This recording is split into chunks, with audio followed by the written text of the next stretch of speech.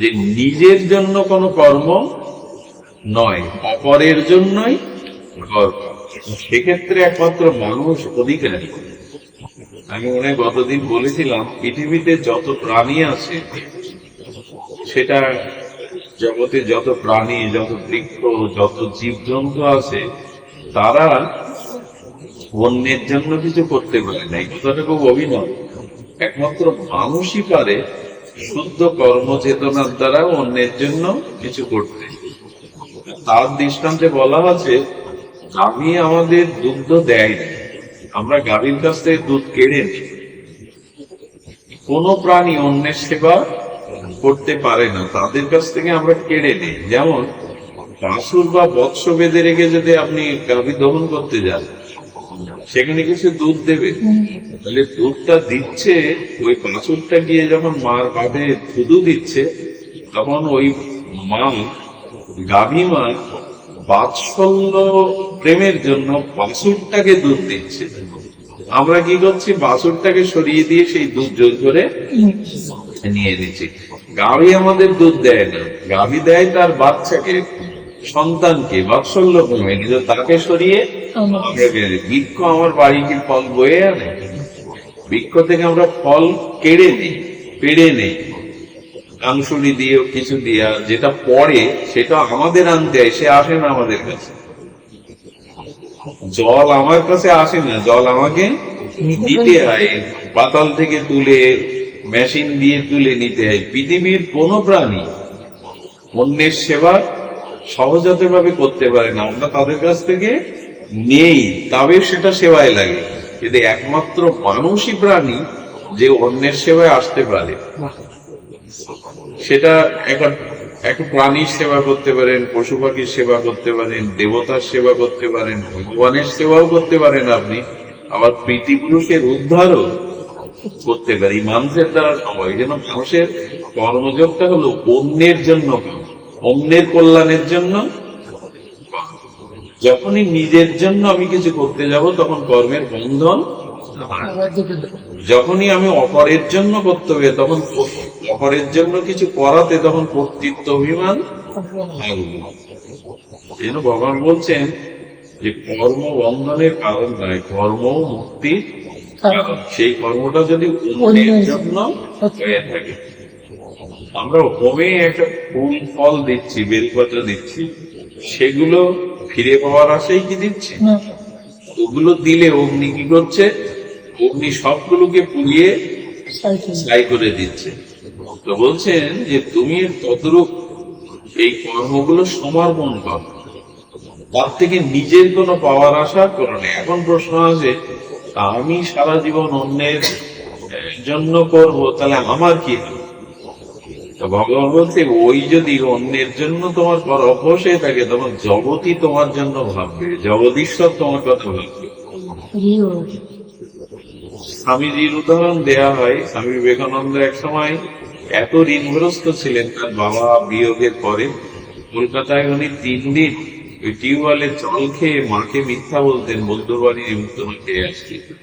3 দিন চাকরির জন্য ঘুরেছেন, কিন্তু চাকরি পাননি।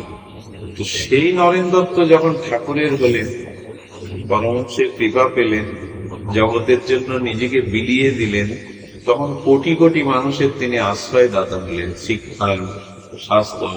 আমরা কি পারবো? রামকৃষ্ণ মিশন যেটা করছে, প্রণব মঠ যেটা করছে, পারবো? আপনি যখন অপরের জন্য কিছু করতে যাবেন, তখন সারা পৃথিবী আপনার জন্য করতে চেষ্টা করে। একজন সাধুর জন্য, গুরুর জন্য মানুষ এত পরে গেছে। এই যে আমাদের মহাত্মারা যারা বৃন্দাবনে আছে, কি গৌরী মাটি স্থানে, এই টাকাগুলো এদের, ওরা যে বড় বড় আশ্রম তৈরি করছে, সেই সামর্থ্য কি 2-10টা সংসারী জীবের আছে? ওরা আইটা করবে কি? ওরা জগতের জন্য করছে, মানুষের কল্যাণের জন্য করছে, জগতদের জন্য কর্মযোগের রহস্যটা বুঝতে পারতে হবে। এখন এই জন্য বলছেন যে চাকযোগ্য মানে কি? পথের একটা কাঁটা অন্যের পায়ে ফুটবে, যদি কাঁটাটা আপনি নিরাপদ স্থানে সরাই দেন, ওইটাই যোগ্য। এই জন্য কর্মের রহস্যটা আমরা বুঝতে পারি না। আমরা সবসময় আমাদের নিজেদের কি করে স্বার্থ পরিপূর্ণ হবে, নিজেদের জন্য আমরা কতটুকু করতে পারলাম, এটা কর্ম বন্ধ। খুব সহজ কথা হলো, যখন অন্যের জন্য আমরা কর্মটাকে করতে পারবো, অন্যের হিত অন্যের কল্যাণের কথা ভেবে, তখন ওই কর্ম আমাকে আর বন্ধনে আবদ্ধ করতে পারে। কিন্তু এই কর্ম রহস্যটা জগতের মানুষ আমরা বলে, শুধু আমাদের স্বার্থের জন্যই আমরা কর্ম করছি, তখনই আটকে যাচ্ছে।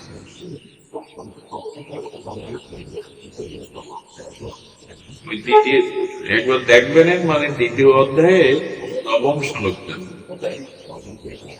ভগবান বলছেন, অন্যের জন্য করো এবং কোন ফল বা নিজের আকাঙ্ক্ষা রেখে কিছু করো না, তখনই সেটা লাগবে। হয়ে গেছে। এই কর্ম রহস্যটা আমাদের জানা নেই। আপনি লক্ষ্য করুন, যারা জীব জগতের জন্য কিছু করে, তাদের অবস্থাটা দেখেন, তাদের জন্য মানুষ কি করে, জগৎ কি করে। যখন আপনার জীবনে অপটতা না থেকে অন্যের জন্য আপনি সর্বস্ব বিলিয়ে দেবেন, তখন জগৎ আপনার জন্যই ব্যস্ত হয়ে যাবে, বিলিয়ে দেবে।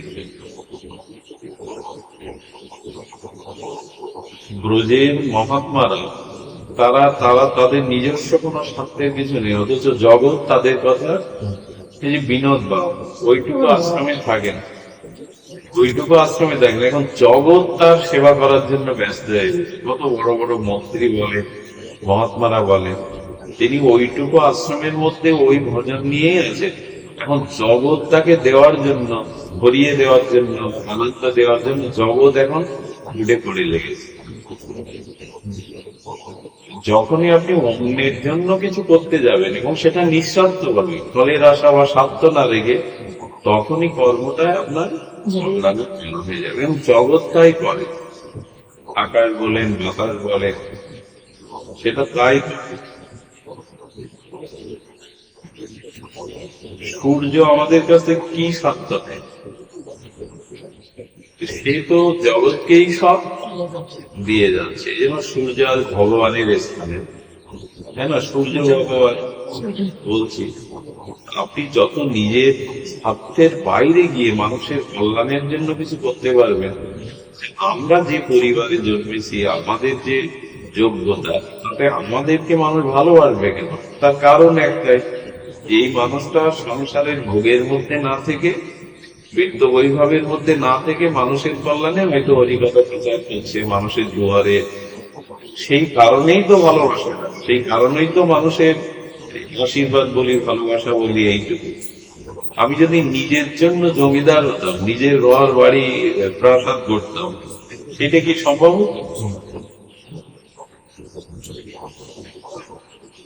এই জন্য আমাদের চিন্তা করা উচিত যে, সব থেকে বড় কথা যে ওই যে চিরন্তন কথা, সকলের জানা কথা কিন্তু উপলব্ধি না। সবসময় চিন্তা করতে হবে, ভালো কর্ম, পুণ্য কর্ম এটা বড় না, মন্দ কর্মটা না করাই হলো বড়। বুঝতে পেরেছেন? খুব ভালো কর্ম করা এইটা বড় না, এইটা খুব স্বল্প।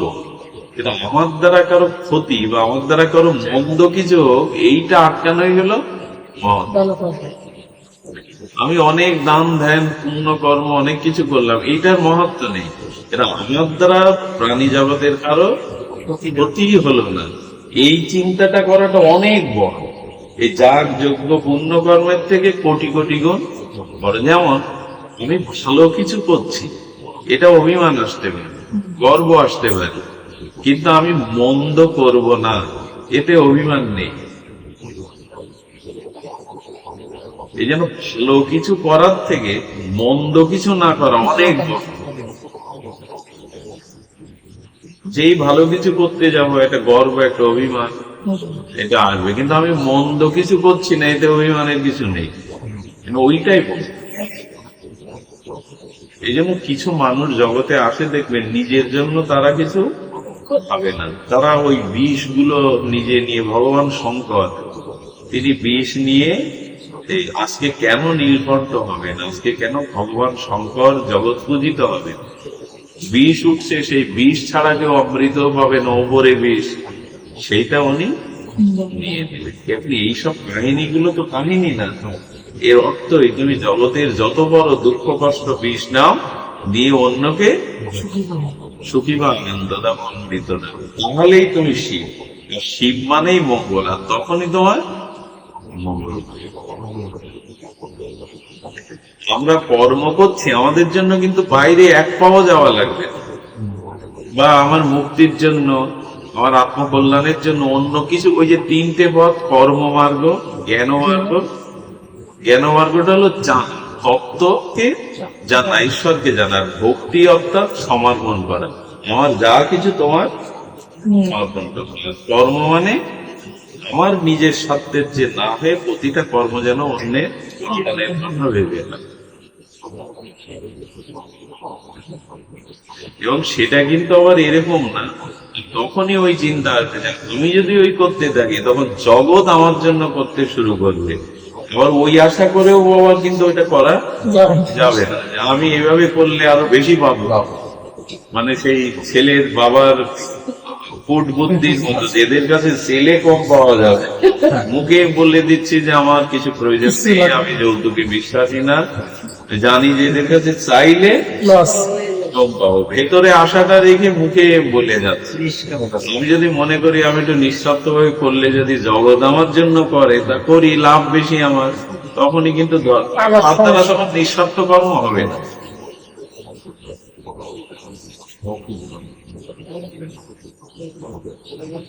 ঠিক আছে।